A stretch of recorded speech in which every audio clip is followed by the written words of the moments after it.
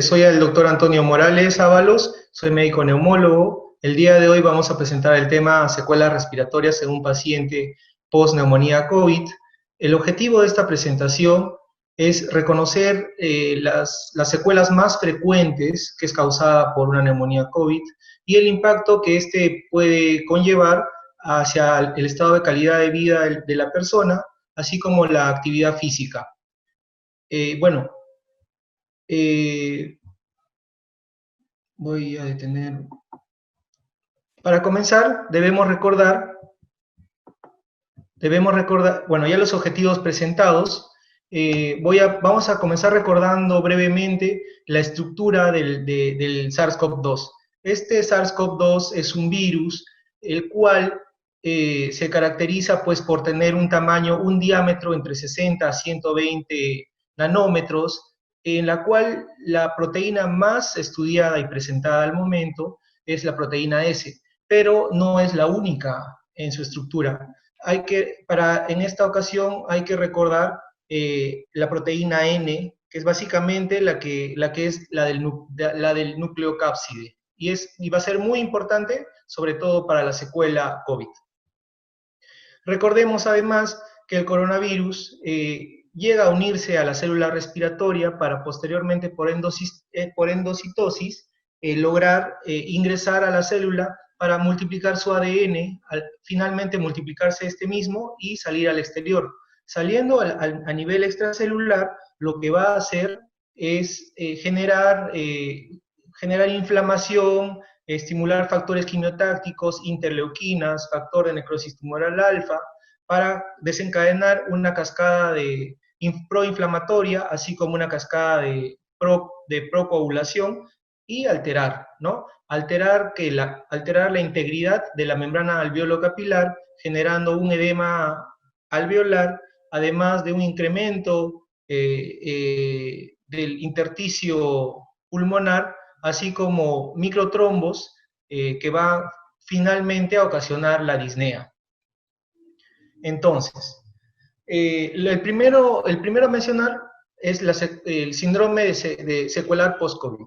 El síndrome secuelar, como sabemos, el síndrome se conforma signos y síntomas. Los síntomas más comunes, más frecuentes en un paciente post-COVID es la fatiga, la disnea, ansiedad, alteraciones en la concentración, dolor articular, por ejemplo. En este estudio realizado en Gran Bretaña, lo que habla es que tanto la fatiga como la disnea son los síntomas post-COVID más comunes, más frecuentes.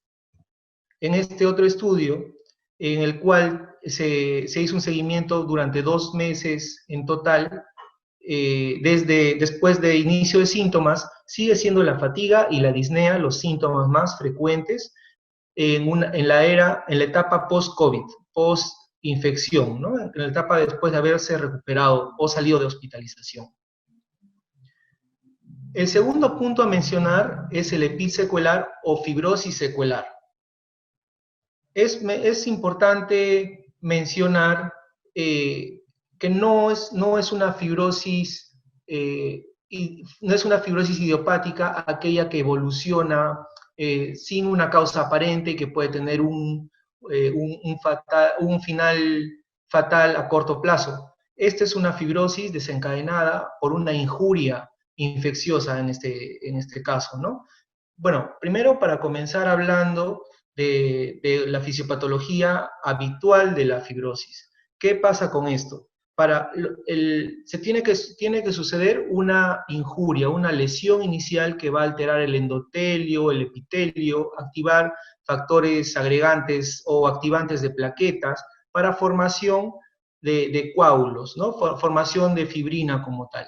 En una segunda fase, en un segundo momento, que es básicamente inflamación, la generación de citoquinas, quimioquinas, factores de crecimiento, activación de fibroblastos, diferenciación, aumento de la matriz extracelular, generando además angiogénesis, para pasar a una tercera etapa de reparación en la cual va a predominar la apoptosis y fagocitosis, contracción de la herida, formación de la cicatriz como tal, repitelización, ¿no? Es así como los tres pasos suceden para la formación de una cicatriz. Y en este tema hablamos de la cicatriz pulmonar. Bien, dicho esto, es importante mencionar la clasificación filogenética del SARS-CoV-2. El SARS-CoV-2 es muy parecido al SARS-CoV-1. Y les menciono esto ya que también han escuchado que el SARS-CoV-2, al ser una enfermedad relativamente nueva, no hay muchos estudios ni de seguimiento para valorar tanto la función física como la calidad de vida. Así que me voy a basar en unos antecedentes de estudios realizados tanto en el SARS y en el MERS, que también son coronavirus y son muy parecidos al SARS-CoV-2.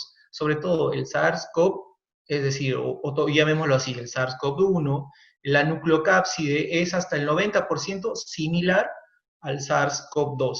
Y esta proteína de la nucleocápside, recuerda la proteína N que habíamos mencionado, va a ser la causante de los factores profibróticos, es decir, de aquellos que va a desencadenar la fibrosis final que se obtiene en estos pacientes secuelares. Bien, esto es lo que le mencionaba en flecha roja, la similitud de hasta el 90% de la nucleocápside del SARS-CoV-1 con el SARS-CoV-2. Bien, entonces, este cuadro de explicación fisiopatológica está basado en el SARS-CoV-1, el cual menciona que este coronavirus puede activar mediante su proteína N factores de manera directa la activación de miofibroblastos o activar como tal el factor de crecimiento transformante beta. De manera paralela, también el SARS-CoV-2 va a bloquear los receptores de la enzima convertidora de angiotensina 2, de esta manera elevando los niveles de angiotensina 2, y de manera seguida esta angiotensina 2 elevada también activa o estimula mayor generación de factor de crecimiento transformante beta, y así se genera una cascada, una bola de nieve que finalmente va a generar miofibroblastos y acumulación de la matriz extracelular para terminar en una fibrosis pulmonar. Bien, a la izquierda de su pantalla es lo que básicamente pueden observar en un paciente, ya sea que tenga una enfermedad crónica o no, que va a sufrir un daño, una injuria por este virus, va a alterar el epitelio alveolar, posteriormente va a desencadenar el sistema inflamatorio, va a activar las interleuquinas 6, factor de necrosis tumoral alfa, factor de crecimiento transformante beta, y como ya hemos mencionado previamente, va a activar fibroblastos, miofibroblastos, para generar mayor acúmulo de colágeno y aumentar la matriz extracelular. Asimismo, aparte de la agresión por el COVID, también nosotros al tratar de rescatar a nuestro paciente, al tratar a llevarlo a ventilación mecánica, la presión con la que metemos, con la que programamos el ventilador para el ingreso y salida de aire, para el flujo como tal, y el oxígeno, va a generar lesiones. El llamado BILI, ¿no? El barotrauma, el volutrauma, que va a alterar también, va a inflamar también el epitelio alveolar, también generando factor de crecimiento transformante beta, generando mayor inflamación, cicatrización. Si es que se mantiene por mucho tiempo la exposición a altas concentraciones de oxígeno, también se liberan una reacción oxidativa, el cual también va a activar el factor de crecimiento transformante beta, aumento de la matriz extracelular, formando y favoreciendo la fibrosis pulmonar. Entonces tenemos tanto la vía de la injuria del virus, como la lesión causada por nosotros al tratar de ayudarlo, tanto en la ventilación como en el oxígeno, ¿no? Bueno, el siguiente cuadro que les presento es básicamente, trata de comparar aquellas citoquinas, aquellos factores, marcadores inflamatorios presentes en la fibrosis pulmonar, en la línea del medio, aquellas citoquinas que han sido presentes en el SARS y en el MERS, y en el lado derecho, aquellas citoquinas que han estado presentes en el COVID-19. Y vemos que la interleuquina 1 beta, vemos que la interleuquina 6, el MCP1, el factor de necrosis tumoral alfa, el factor de crecimiento transformante beta, han estado presentes en los tres, en las tres entidades y finalmente han terminado en fibrosis pulmonar, con lo cual podemos inferir que tanto la interleuquina 1, la interleuquina 6, los factores de necrosis tumoral y el factor de crecimiento de transformante beta tienen un rol muy importante en la formación de la cicatriz. Quizá, y solo quizá, esto es una hipótesis, si es que llegásemos a prevenir o tratar o manejar estas citoquinas inflamatorias, pudiésemos evitar eh, futuras cicatrices, pero eso es una hipótesis aún.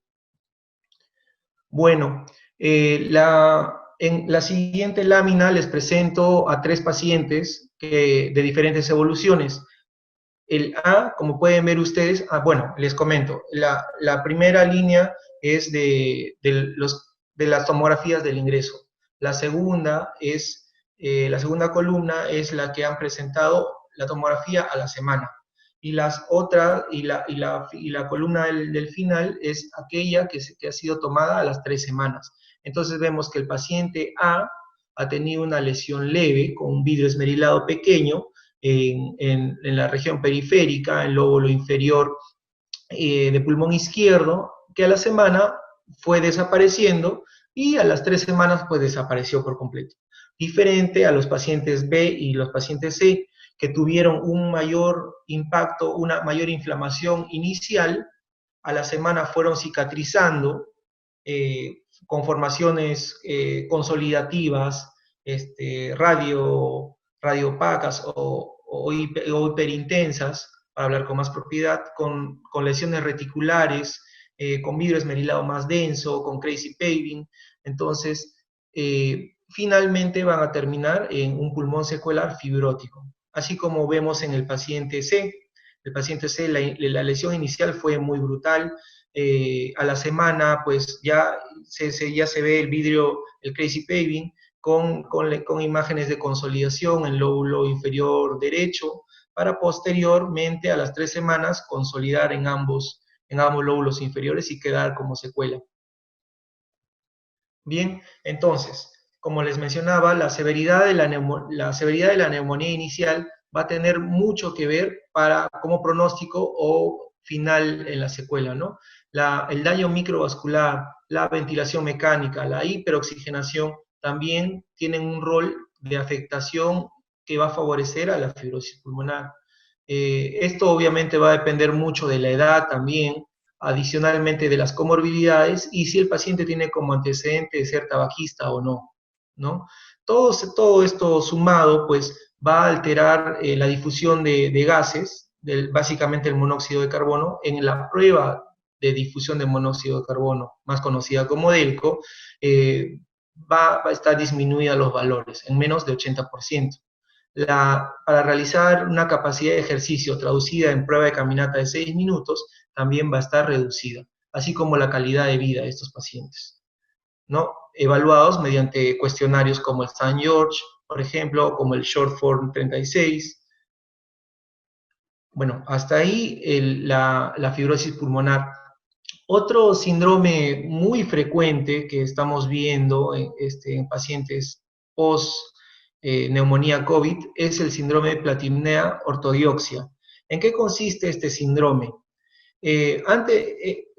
Para definirlo, es aquella desaturación, es decir, caída mayor de 5% a la bipedestación, es decir, a pararse, a sentarse, ¿no?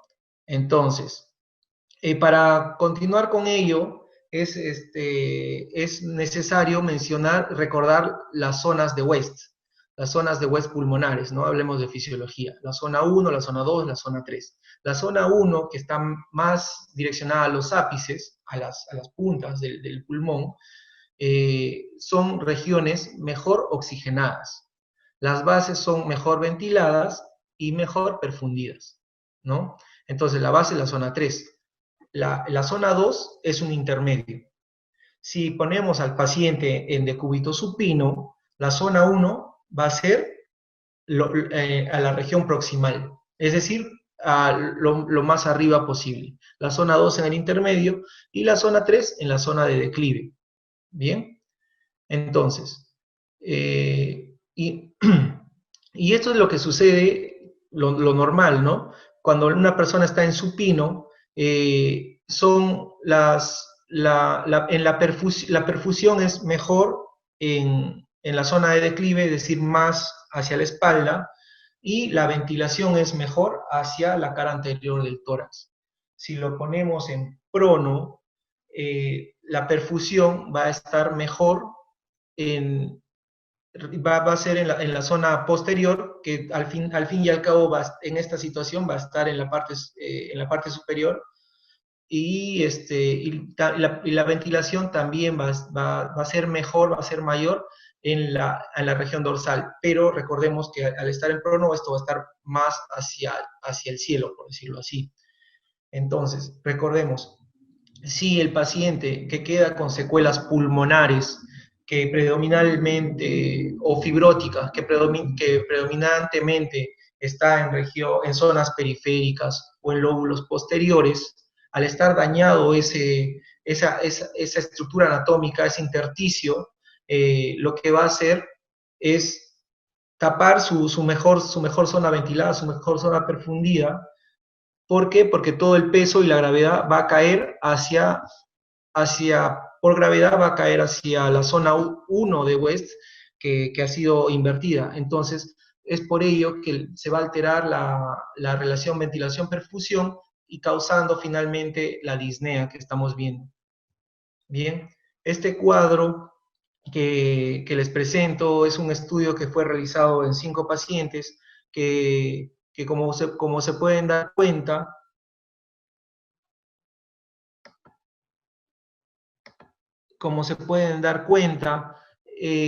estos pacientes en supino, la saturación estaba en 95, 96, 98, 96, 96. Bien. Eh, bueno, estos, claro, algunos ayudados con oxígeno, algunos y otros con cánula de alto flujo, estos con cánula binasal convencional, estos con cánula de alto flujo. Entonces, cuando los colocaban, cuando los cambiaban de posición, ya sea a sedestación o a prono, la saturación bajaba. Ahora, ustedes, bueno, dirán, pero a ver, doctor, si en las ponencias previas siempre hemos escuchado que a los pacientes poniéndolos en prono, es mejor ponerlos en prono porque saturan mejor. Eso es cierto, pero eso es en una etapa aguda, ¿bien? Pero en una etapa crónica, en una etapa fibrótica, en el cual las regiones posteriores están infiltradas, la membrana alveolo-capilar está alterada, invertirlo, como ya les explicaba, era alterar la zona 1 de West. Al alterar esta zona 1 de West, va a generar una alteración en la ventilación-perfusión, generando mayor disnea, mayor shunt. Bien. Esto es un algoritmo en el cual básicamente trata de expresar que el cambio de posición, ya sea por cambio, por la fuerza gravitatoria o por un menor retorno venoso, que finalmente va a disminuir pues, el volumen de eyección cardíaco, estimula receptores para generar mayor ventilación, alterando de esta manera pues o favoreciendo al aumento del espacio muerto, favoreciendo la formación de shunt, generando una hipoventilación alveolar para terminar en el síndrome de platipnea ortodioxia.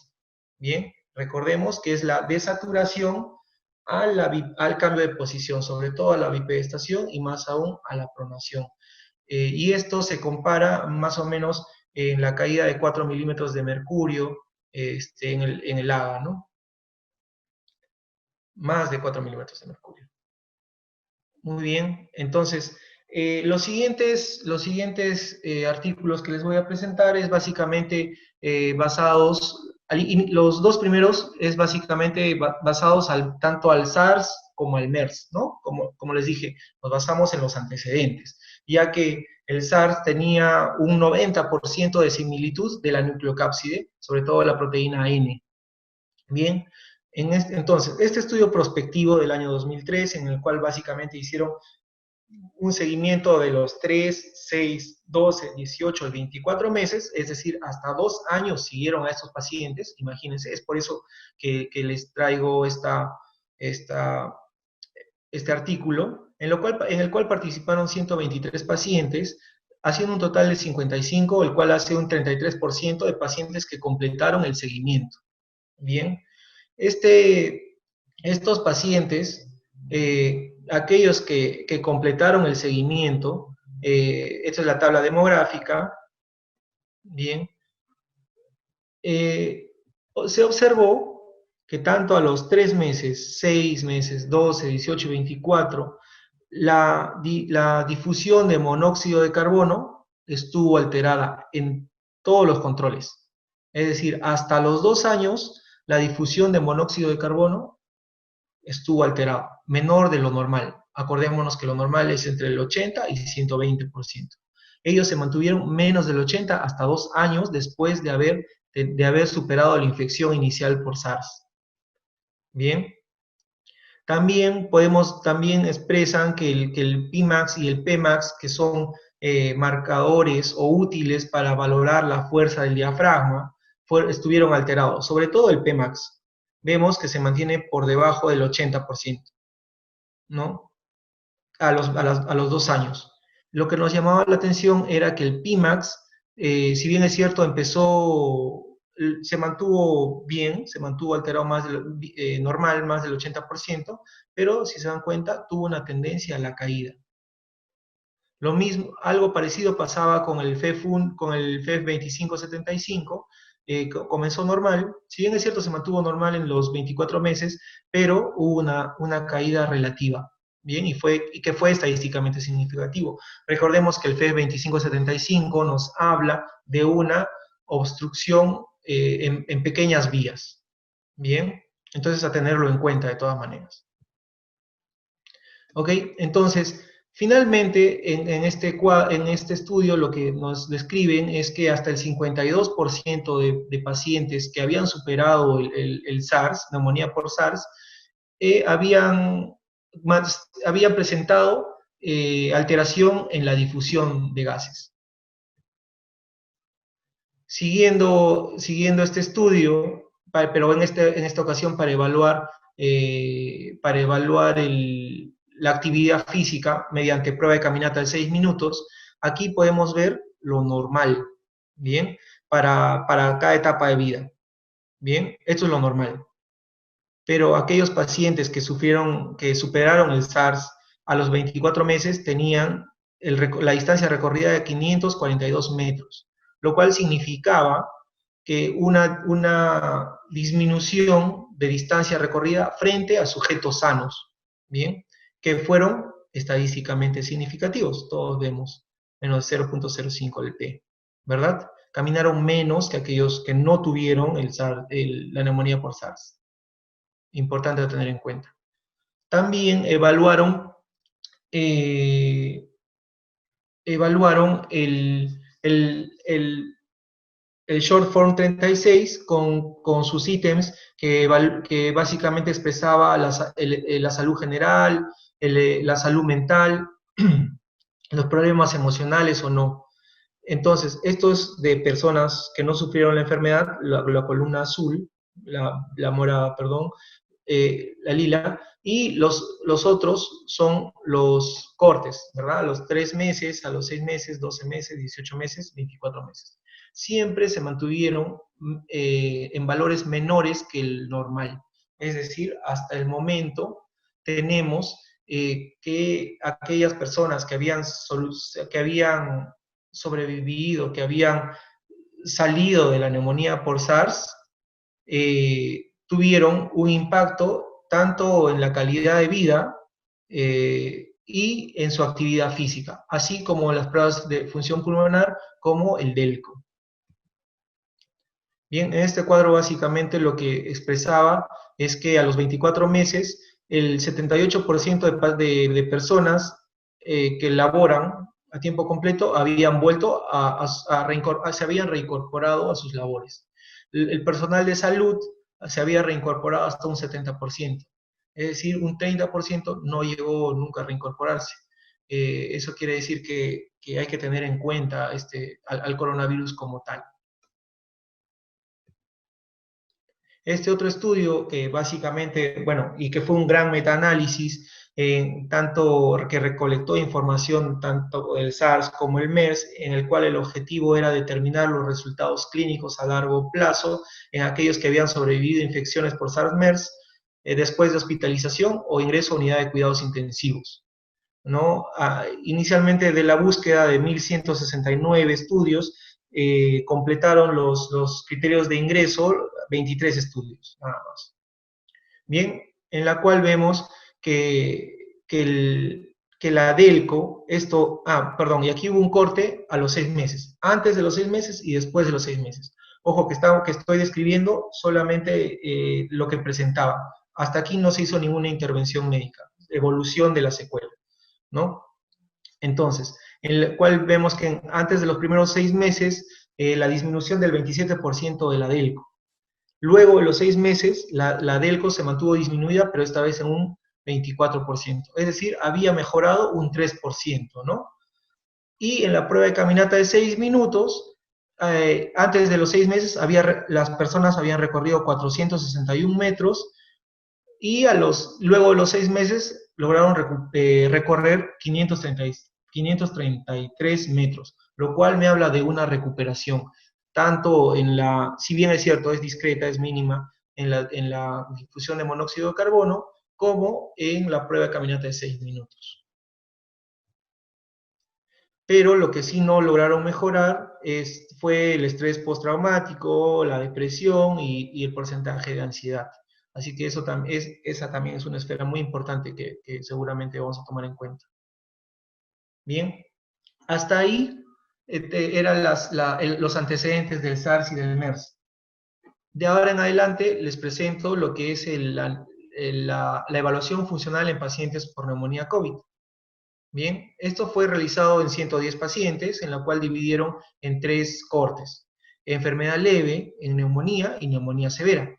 Bien, en la cual observamos que tanto la DELCO, que fue estadísticamente significativa, la TLC, también fue estadísticamente significativo, presentaron una alteración. La DELCO tuvo una alteración hasta el 47% y la TLC, es decir, el tamaño del pulmón como tal, había disminuido en 25% de los pacientes. Bien, ojo, no dije que ha disminuido el 47% de función pulmonar, digo que que 47% del total de personas habían presentado, de post-COVID, habían presentado una disminución en el DELCO. Y obviamente la secuela, la severidad de esto va a estar directamente relacionado o directamente proporcional a la neumonía inicial. Es decir, si fue pequeña la neumonía, si fue leve, pues fue menor la repercusión, ¿no? Por ejemplo, aquí, si fue una enfermedad leve, la DELCO en 84% de valor total, ¿no? Si fue una neumonía, 79%. Si fue una neumonía severa, el porcentaje de la DELCO estuvo en 64%, lo cual me habla pues de la traducción de acuerdo a la magnitud inicial de la enfermedad. Bien, este otro estudio, en el cual básicamente trata de explicar al ingreso y a la salida de los pacientes. Bien, estos fueron 115 pacientes, en lo cual se evaluó pues la alteración funcional, física y actividad y calidad de vida diaria, en la cual básicamente se evaluó con las pruebas de bipestación, sedestación, en un minuto, es decir, pararse y sentarse de la silla, cuántas veces lo podía hacer. Eh, esta segunda evaluación fue el Short Physical Performance Battery, el cual básicamente evalúa el test del equilibrio, test de velocidad de la marcha, test del levantarse de la silla, es decir, evaluación de extremidades inferiores, ¿no? Y el índice de Bartel lo que habla es, lo que evalúa es la dependencia en la vida diaria o no. Entonces, eso quiere decir que aquellos pacientes que ingresaron, eh, que ingresaron como tal, luego de unas sesiones rápidas o inicio temprano de actividades como movilización temprana, o actividades fisioterapéuticas tempranas, lograron una mejoría al alta.